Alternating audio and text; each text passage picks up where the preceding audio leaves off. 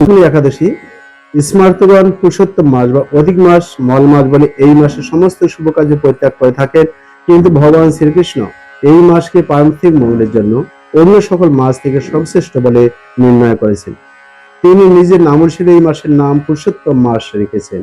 যুধিষ্ঠির বললেন, হে জনার্দন, আমি বহু ধর্ম ও ব্রতের কথা শুনেছি। এখন পুরুষোত্তম মাসের সর্বপাপ বিনাশিনী ও পুণ্যদায়িনী শুক্লপক্ষিয়া পদ্মিনী একাদশীর কথা আমার কাছে বর্ণনা করুন, যা শ্রবণ করলে পরম পদ প্রাপ্ত হওয়া যায়। ভগবান শ্রীকৃষ্ণ বললেন, দশমীর দিন থেকেই ব্রত শুরু হয়। কাঁসার পাত্রে ভোজন, মসুর, ছোলা, শাক ও অপরের অন্ন, আমিষ দশমীর দিন বর্জন করতে হয়। পরদিন প্রাতঃকৃতের পর সুগন্ধি ধূপ, দীপ, চন্দনাদি দিয়ে ভগবানের পূজা করতে হয়। রাত্রিতে জাগ্রত থেকে ভগবানের নাম গুণ কীর্তন করতে হয়। এখন এই ব্রতের একটি ইতিহাস আপনার মনোরঞ্জনের জন্য বলছি। পূর্বে পুলস্ত্য মুনি দেবর্ষি নারদকে এই ইতিহাস বর্ণনা করেছিলেন। এক সময় রাজা কার্তিবীর্য লঙ্কাপতি রাবণকে পরাজিত করে তার কারাগারে বন্দী রাখে। পুলস্ত্য মুনি রাজার কাছে রাবণের মুক্তির প্রার্থনা করেন। মুনির আজ্ঞায় রাজা রাবণকে মুক্ত করে দেন।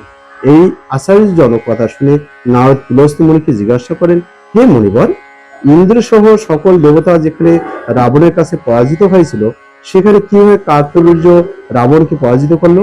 কৃপা করে তা বলুন। পুলস্ত্য মুনি তখন নারদের কাছে কার্তিবীর্যের জন্ম রহস্য বর্ণনা করেন। ত্রেতা যুগে হৈহয়ন বংশে কৃতবীর্য নামে এক রাজা ছিলেন। মহিষ্মতিপুরে তার রাজধানী ছিল। রাজার 1000 পত্নী ছিল, কিন্তু রাজ্যভার গ্রহণের মতো কোনো পুত্র লাভ করার ভাগ্য হয়নি। দেবতাদের আরাধনাতেও সুফল মেলেনি তার। অবশেষে সাধুদের আজ্ঞা অনুসারে বিভিন্ন ব্রত পালন করেন, তথাপি রাজা ছিলেন অপুত্র। মন্ত্রীর উপর রাজ্যভার অর্পণ করে তপস্যায় যাবেন বলে স্থির করলেন রাজা কৃতবীর্য। রানী মহারাজ হরিশ্চন্দ্রের কন্যা পদ্মী ছিল অত্যন্ত পতিব্রতা। স্বামীর সঙ্গে তিনি তপস্যার জন্য মন্দার পর্বতে গমন করলেন।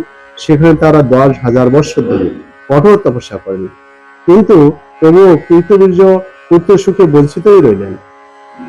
রানী পদ্মিনী মহাসাধ্বী অনুসূয়াকে জিজ্ঞাসা করলেন, হে সাধ্বী, পুত্র লাভের জন্য আমার স্বামী 10,000 বছর তপস্যা করেও বিফল হয়েছে। এখন যে ব্রত পালনে আমরা ভগবান প্রসন্ন হন এবং অতি শ্রেষ্ঠ পুত্র লাভ হয়, এমন কোন উপায় বিধান করুন। পদ্মিনীর প্রার্থনা অনুসূয়া প্রসন্ন হয়ে বললেন, 32 মাস অন্তরে এক অধিক মাস বা পুরুষোত্তম মাস আসে। এই মাসে পদ্মিনী ও পরমা 2 একাদশী এই ব্রত পালন করলে পুত্র অর্থাৎ ভগবান শীঘ্রই প্রসন্ন হবেন। অনুসূয়ার নির্দেশে পদ্মিনী পরম শ্রদ্ধায় এই একাদশী ব্রত পালন করলেন।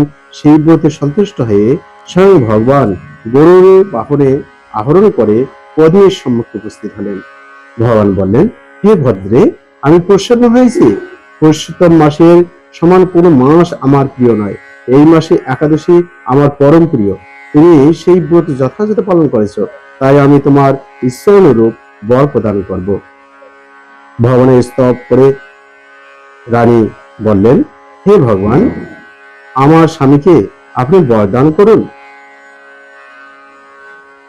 ভগবান তখন রাজার কাছে এসে বললেন, হে রাজেন্দ্র, আপনার অভিলষিত বর প্রার্থনা করুন। মহানন্দে রাজা বললেন, হে জগৎপতি মধুসূদন, দেবতা, মানুষ, নাগ, দৈত্য, রাক্ষস আদি কেউ তাকে পরাজিত করতে পারবে না, এমন পুত্র আমি প্রার্থনা করি। রাজার প্রার্থনা হিসেবে বরদান করে ভগবান অন্তর্হিত হলেন। রাজা পত্নী সহ নগরে ফিরে এলেন। যথাসময়ে রানী পদ্মিনীর গর্ভে মহাবলশালী এক পুত্রের জন্ম হয়। ভগবান কৃতবীর্য পুত্রের নাম রাখেন কার্তিবীর্য।